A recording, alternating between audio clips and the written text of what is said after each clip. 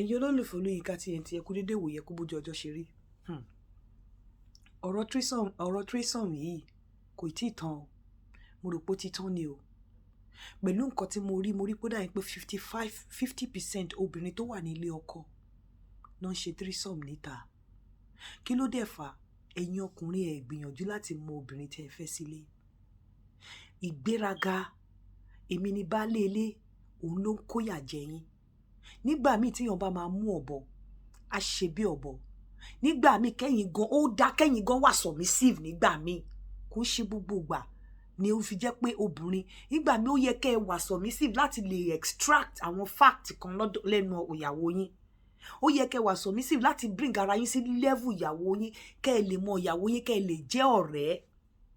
Pẹ̀lú findings mi 50% ìyàwó ilé ló ń dókòǹtà, 95% ìyàwó ilé ló ń dókòǹtà. Lára 95 yẹn 75% threesome ni wọ́n ń ṣe níta.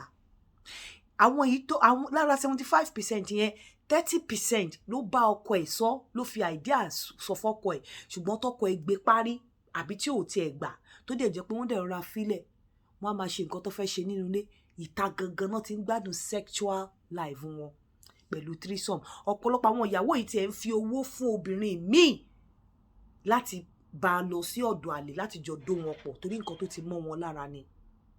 Ṣùgbọ́n ọkùnrin tó bá ti kọ̀ láti jẹ́ ọ̀rẹ́ ìyàwó ẹ̀ ní yé máa jìyà lọ́wọ́ obìnrin, dẹ̀ lè ní happy home. Lára àti jẹ́ ọ̀rẹ́ ìyàwó yín ni wípé bẹ́ẹ̀ bá ń dó obìnrin lọ́wọ́, ẹkún méjì ló wà. Ẹkún kan wà tó jẹ́ wípé obìnrin á máa sún ṣùgbọ́n ó ń gbádùn okó tó ń do ni. Ẹkún kejì wà tó jẹ́ pé obìnrin á máa sún kò gbádùn okó yẹn, ó ń fún ní pain. Bẹ́ẹ̀ nítorí pé ọ̀pọ̀lọpọ̀ ẹ̀yin ọkùnrin wà selfish.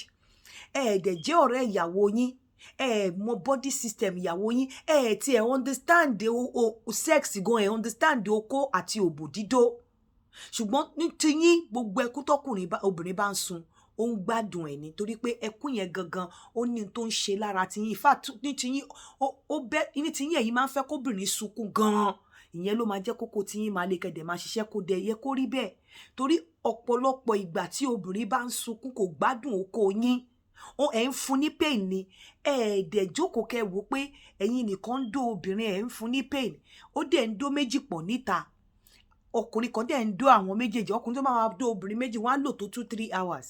Obìnrin á dẹ̀ gbádùn ẹ̀. Ṣùgbọ́n ẹ̀yin tẹ́ ẹ̀ ń lo 5 minutes gan, wọ́n ń kígbe oró lábẹ́ yín ni. Bọ̀ nítorí pé ọ̀pọ̀lọpọ̀ yín ìwà àìbìkítà, ìwà pé kí ẹ wà selfish kò jẹ́ kẹ́ ẹ mọ̀ wípé ẹkún tí ọmọbìnrin yìí ń sun lábẹ́ mi kẹ́tì ẹ̀ ó dàn kẹ́ bèrè pé ṣé òun gbádùn ẹ̀ ni àbò ń dùn mọ́ ẹ. Ní reflect lórí dídó tẹ́ ẹ dó obìnrin. Ní bèrè lọ́wọ́ ẹ̀ bóyá ó gbádùn ẹ̀ tí yín ni pé tó bá ti sunkún ó gbádùn ẹ̀ ni. Meanwhile ẹkún yẹn gan ó lè jẹ́ pé pain lẹ̀ ń fún. Ṣùgbọ́n torí pé kí ẹ̀ nítorí pé ẹ̀yin believe pé baálé ilé gbogbo ẹ̀yin tẹ́ bá ní ìgbéraga yẹn tẹ́ bá ń ṣe ọkọ ẹ tún máa ń ṣe ọkọ lórí dídó obìnrin ni. Ẹ bá extend ọkọ yín dídó obìnrin ní àwọn ọkọ̀ ibi kankan. Ó yẹ kí ọkùnrin gangan wà submissive fóbìnrin ní àwọn ọ̀nà kan torí pé ìwọ ló ń gbádùn ní ọ̀pọ̀lọpọ̀ ìgbà.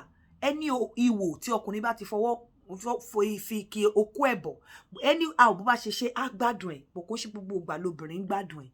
Ọ̀pọ̀lọpọ̀ yín mọ̀ bódó ṣùgbọ́n tóbìnrin bá ń sunkún lábẹ́ yín ẹ ti believe pé ó ń gbádùn ẹ̀ ní mọ̀ pé kò enjoy ẹ̀ ṣùgbọ́n ó ń dùn dẹ̀ bèrè lọ́wọ́ ẹ̀ pé báwo ló ṣe ń feel. Ẹkún méjì ló wà. Àwọn obìnrin máa wá sọ ọ̀pọ̀lọpọ̀ wọn ti sunkún ayọ̀, wọ́n á sọ bí tí wọ́n ti ń sunkún jẹ̀ ní ẹkún páwọn gbádùn okó, wọ́n á sọ fún yín. Àwọn ẹkún èké àbí ẹkún pain tẹ́ bá ń dó wọn lọ́wọ́, wọ́n á sọ ibi tí àwọn ti ń sun ẹkún yẹn fún yín. Wọ́n á dẹ̀ sọ reason táwọn ṣe láti sun ẹkún èké, wọ́n á sọ reason táwọn ṣe láti sun ẹkún pain fún yín. Bọ̀ ọ̀pọ̀lọpọ̀ ẹ̀yin ọkùnrin tẹ́ bá ti rí obìnrin tó ti ń sunkún lábẹ́ yín gbà tẹ́ ń dó lọ́wọ́, ẹ ti believe pé ó ń gbádùn ẹ̀ ni. Kò dẹ̀ ṣe gbogbo ìgbà lóbìnrin ń gbádùn ẹ̀ tó bá ń sunkún. Ìgbà míì ó ń fún ní pain, ìgbà míì ó ń rìn lára, kò gbádùn ẹ̀. Nínú findings mi 95% obìnrin ìyàwó ilé ló ń dókòǹtà. Out of that 95%, 75% ló ń ṣe threesome níta. torí tó ti mọ́ wọn lára ni. Out of that 75%, 30% ló ti fọgbọ́n through ẹ̀ sọ́kọ ẹ̀ tọkọ ti gbé gbárí àbí tí ò tiẹ̀ fún wọn ní attention láti find out pé kí lobìnrin yìí mean. Wọ́n máa dànù ni. Obìnrin tó bá dẹ̀ ti rí pé òun bímọ akọ máa wò pé anytime tó bá dómi wàá dómi. In fact mi à máa gbàdúrà pé kó má dóhùn torí ibi tó ti ń gbádùn ara ẹ̀ threesome ni níta. Mo rò pé mo ti ṣe kéèsì yẹn tán ni ṣùgbọ́n kò tí ì tán. More people ń wá láti wá explain. More people ń wá láti wá open up fún mi. Wọ́n dẹ̀ ready láti open up pé kẹ́yìn ọkùnrin tí ẹ mọ̀ nǹkan tẹ́ ẹ máa ṣe. Ẹ ní marriage o. Ọ̀pọ̀lọpọ̀ yín ẹ ní marriage, ẹ kọ̀ wá ń bẹ̀ láti bá wọn tọ́jú ọmọ ni. Ọ̀pọ̀lọpọ̀ yín obìnrin dúró síbẹ̀ nítorí àwọn ọmọ wọn ni o. Sexual life wọn gbádùn ẹ̀ pẹ̀lú yín. Ẹ kọ̀ fẹ́ kẹ́ bá wọn ṣe nání, kẹ́ bá wọn tọ́jú ọmọ, kẹ́ bá wọn rán ọmọ lọ sí school. Dẹ̀ bìkítà láti understand the sexual life ọ̀yàwó yín. Kò ṣàṣàlá máa rí ọkùnrin tó máa pè ìyàwó ẹ̀ jókòó pé ṣé o ti ṣobìnrin rí?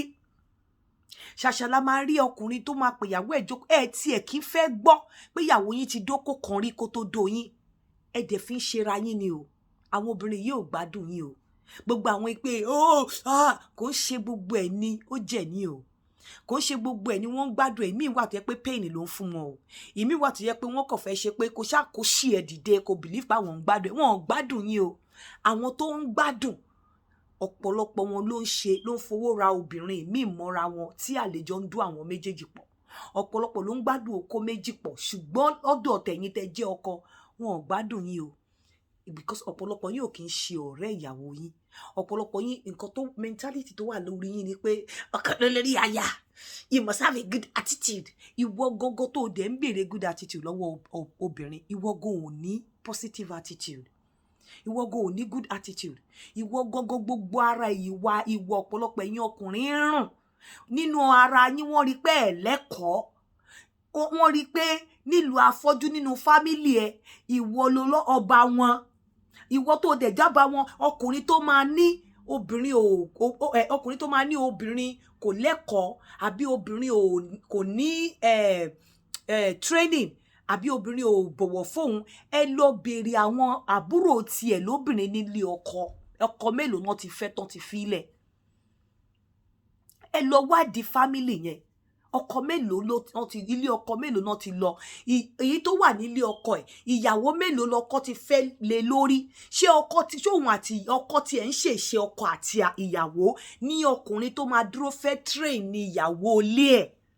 Ìwọ tó ò rí ìyàwó ẹ̀ tó ò ráwọn àbúrò ẹ̀ train. Ìyá ẹ̀ tí ò ráwọn àbúrò ẹ̀ train débi pé wọ́n jókòó sílé ilé ọkọ tó rọrùn. Wàá máa ní ìyàwó tó fi sílé ò lẹ́kọ̀ọ́. Ìyàwó tó ní kò lẹ́kọ̀ọ́ náà á tún máa mú nǹkan mọ́ ẹ lára torí pé ìwọ gangan o ò níwà tó lè fi keep ẹ̀. Ọ̀pọ̀lọpọ̀ ìyàwó yín náà ń ṣe threesome because of ìwà burúkú. Àìmáni listening ears. Àìmáni fún wọn ní time láti understand ibi tí wọ́n ti ń bọ̀. Kí ni nǹkan tẹ́ fi lè help wọn tẹ́ bá fẹ́ kàn fílẹ̀? Báwo lẹ ṣe lè jọ ṣe tí ẹ ṣe máa wà ní ìrẹ́pọ̀? Ọ̀pọ̀lọpọ̀ yín ò ń ṣe yẹn. A sì ń bọ̀ lórí yẹn. Threesome program yẹn wà láì kò tí ì tán torí mọ́ obìnrin wá láti wá open up fún mi. Ìyẹn bọ́ tìta òjòkó. Ìwọ obìnrin ẹni ọkùnrin tó o bá ti fẹ́ tó ti jẹ́ pé òun ni olójú kan ní láàrin afọ́jú ìdílé wọn. We are very careful. Irú àwọn ọkùnrin bẹ́ẹ̀ tó já wọn ní champion, àwọn ní current champion nínú ilé wọn. O ò lè gbádùn ẹ̀. O mọ reason tó wo orú ọkùnrin bẹ́ẹ̀ tó wo orú àwọn ọ̀rẹ́ tó ní tó jẹ́ pé àwọn ọ̀rẹ́ ráhùn ra àwọn ọ̀rẹ́ tí wọn ò débì kankan, àwọn ọ̀rẹ́ tí wọn ò tiẹ̀ lè bá sọ̀rọ̀ tó jẹ́ pé òun gan ló jẹ́ ọba láàrin àwọn ọ̀rẹ́ yẹn. Bíi pé kó máa mú àwọn ọ̀rẹ́ tó ń ta kinní lẹ́gbẹ̀ẹ́ títì nǹkan tó jẹ́ pé òun lọ bá láàrin wọn. Irú àwọn ọkùnrin yẹn dangerous láti fẹ́. Àwọn ọkùnrin tó bá fẹ́ tó jẹ́ pé òun ni ọba láàrin family wàláhì o ò lè gbádùn ẹ̀.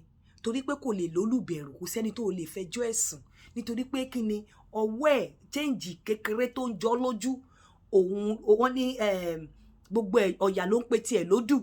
So òun làwọn family dìrọ̀ mọ́ òun náà ń rí bí ọba òun ni champion nínú family. Ta ló fẹ́ fẹjọ́ ẹ̀sùn? Ta ló fẹ́ fẹjọ́ ẹ̀sùn tó bá lọ fẹ́ olójú kan láàrin ọba afọ́jú? Àwọn family gan tó bá tún burú wọn ní jẹ́ kó gbádùn ẹ̀ torí pé òun ló lójú kan ó ní Babangida wọn, ó ní Buhari wọn, ó ní Tinubu wọn, so wọn ò ní jẹ́ kó gbádùn ẹ̀. Apart from that wọn ò lè bá wí, kò lè lólùbá wí, so ìyà yẹn máa pọ̀ fún ẹ. O ò lẹ́ni tó fẹ́ fẹjọ́ ẹ̀sùn tó fẹ́ bá wí, kò lọ́rẹ̀ẹ́ gidi. Irú àwọn ọkùnrin tí ò bá lọ́rẹ̀ẹ́ gidi lẹ́yìn débi wípé wàá tẹ̀ wò pé tó bá tẹ̀ mess up mo lè lọ bá àwọn ọ̀rẹ́ ẹ̀ tó máa rally round pẹ̀lú ẹ. Tó bá lọ kó sírú ọkùnrin bí, ayé ẹ̀ bàjẹ́ nìyẹn, ayé ẹ̀ bàjẹ́ nìyẹn. So tẹ́ bá máa pick ọkùnrin, ẹ máa la ojú yín sílẹ̀.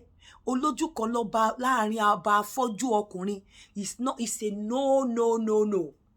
Ilé tó bá dẹ̀ fẹ́ wọ̀ tó wọ̀ tó wò sí torí irú family yẹn, torí pé bóyá àwọn àbúrò ọkùnrin àbáwọn ẹ̀gbọ́n ọkùnrin kò sí tó dé half ẹni tó fẹ́, tó dẹ̀ pé half ẹni tó fẹ́ náà ẹ sì jọ ń bẹ Ọlọ́run ni. Rò ó lẹ́ẹ̀mejì kó o tó fẹ́. Kò ṣe wípé àwọn family ẹ ní problem o. Tẹ́ ẹ bá ní problem, o ò lẹ́ni tó o fẹ́ fẹjọ́ ẹ̀sùn, torí kò sẹ́ni tó máa lè bá wí. Ẹ̀rù á máa bà wọ́n láti bá wí torí pé òun ló lójú kan láàrin afọ́jú wọn. Ẹ lọ wà very very careful ẹ̀yin obìnrin tẹ́ bá fẹ́ pick ọkùnrin. Mo sì ń bọ̀, mi ò tí ì dé sabarikolo.com. mo sọ fún yín pé ọ̀rọ̀ threesome yìí, ẹ̀yin ọkùnrin, etí ní àlà ọkọ ọgbọ́n, ẹ lọ wá bẹ́ ṣe máa jẹ́ ọ̀rẹ́ ìyàwó yín. Otherwise òbò pẹ́pẹ́yẹ lẹ́ ń dó. Ẹ mọ̀ pé òbò stages lòbò ọ̀nà mẹ́ta ló pín sí. Grade èyí tẹ́yìn ń dó nínú ilé level ráúráú ni.